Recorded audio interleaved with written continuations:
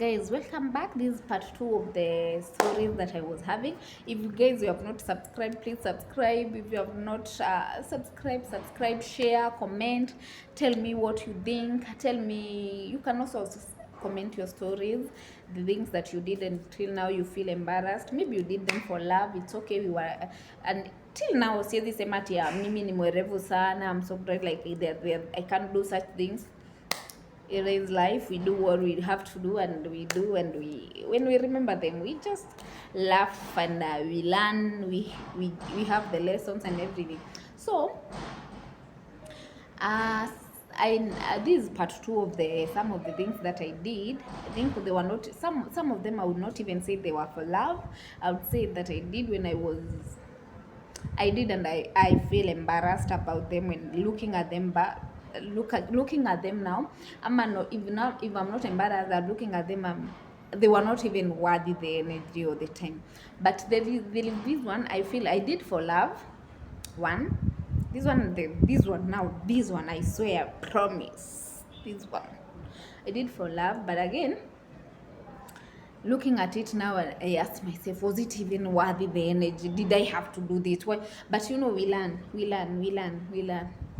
every day. So by this time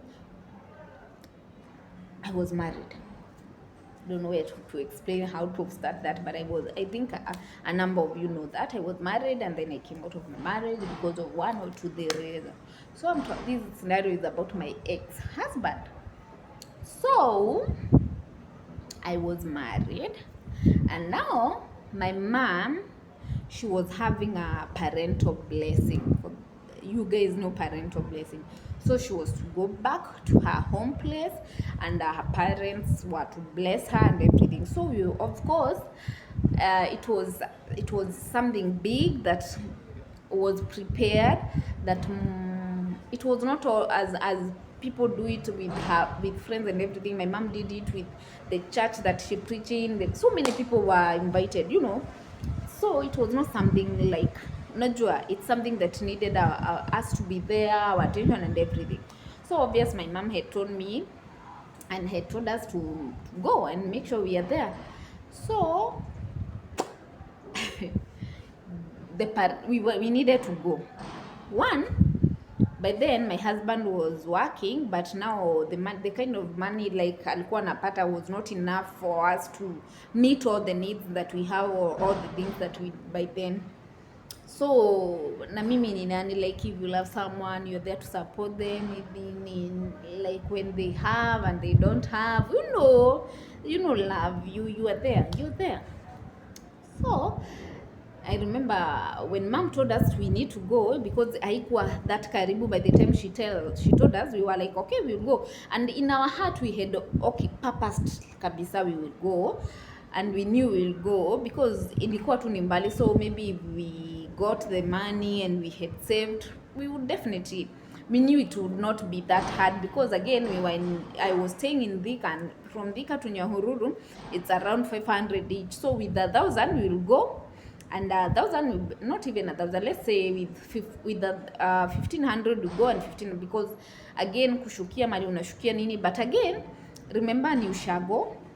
My mom is having a parental blessing, and the way ushago pia ukuko, if your church stays here, your uncles, like the family, the home stayed tu inakuanga na watu wengi. So sometimes when you're going there, it's always good, and you always feel like we need to go with something, you need to go at least with kasukari, and all the.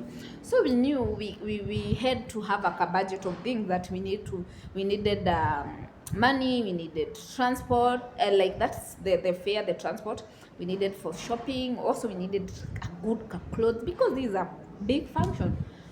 So ikafika the day, like 2 days before ifike, we did not have the money, but we knew and we had purpose we are going, unajua. But like I will not even tell anyone. So when we could communicate with other people, my cousins and everyone of them, hey, we are coming, tunakuja hiyo siku, lazima tukue hapo, we meet, I will not tell them anything ama we are struggling financially ama nini sijui nini.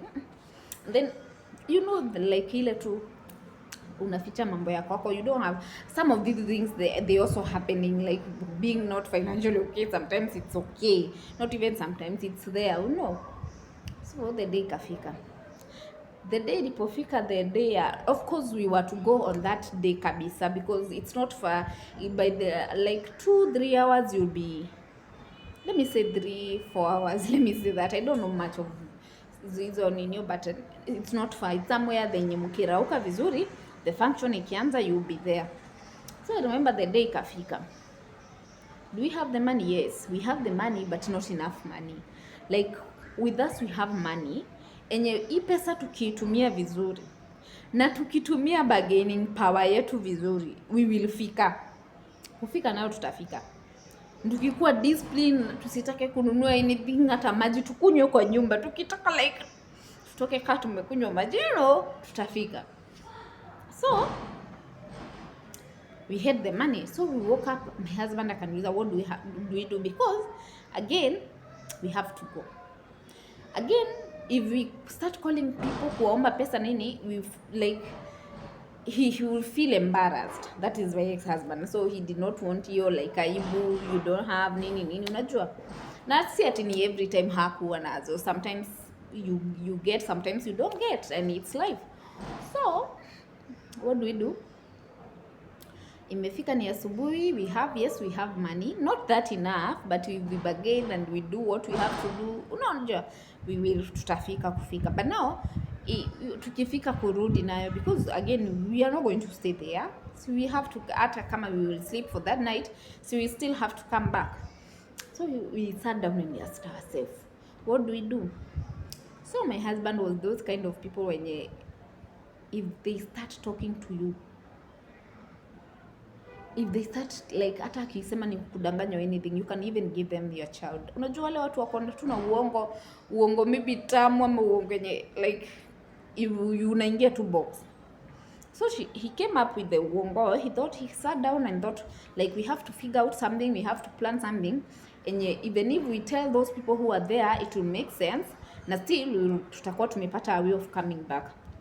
So this okay, looking at it now, I feel so much embarrassed right now, you know. So he told me, you know what we have to do?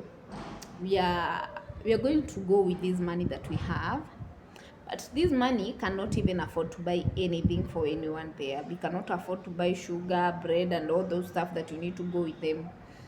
We cannot afford to come back. So we have to create a story.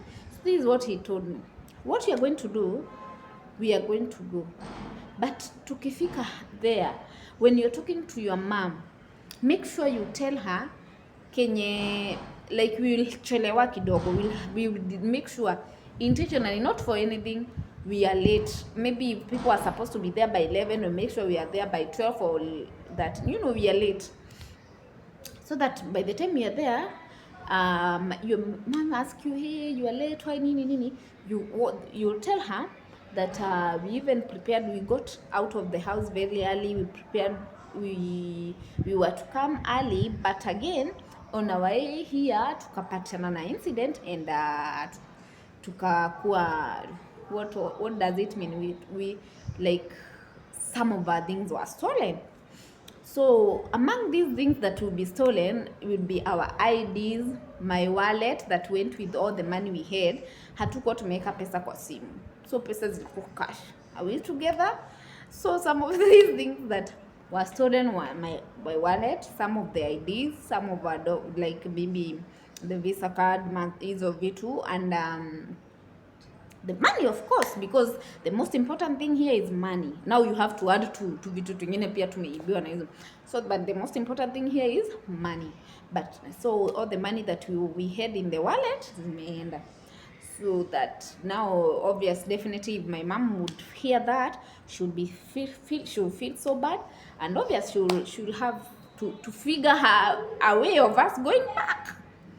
And I was like, okay, I'll do that. I can do that, baby. I can do that for you. You know, you don't have to feel embarrassed. Why is kuaibisha kwa kwetu? You don't have. Actually, this story nobody knows till today. Actually, if they are going to know, they are going to know this story through here. And I know my mama kaisa isikia naisa ni. But I'm sorry, mom. I love you so much. I hate to do what I hate to do for love. I'm sorry, mommy. I love you. So, so I remember we came out of the house, sisi house, from Thika mpaka wapi, tukafika Gilgil. From Gilgil I remember cause aki Mungu, aki love mimi, mapenzi mimi mapenzi, oh God. I even remember this because nakumbuka because we did not have enough money, we bargained in a way that tulipofika around almost Gilgil ilibidi tuwekwe mahali hapa Naivasha tu. Si Naivasha, wewe tuko almost Gilgil. We had to walk for a very long distance ndio tufike Gilgil town, ndio tena tuchukue gari ya kwenda kushukia kwa shushu yangu. But I had to. I walked and walked and walked. If I remember them, but again, we did what we did. But tukaekea hapo mbali, we walked until tukafika Gilgil. Na Gilgil tukachukua gari, so tukafika hiyo place tunashukishango kwenda kwa shosh, and then Kasuku, and then tukachukua boda. So kufika tunipata function imeshaanza, iko almost hata unajua hata watu washaongea, washajiintroduce.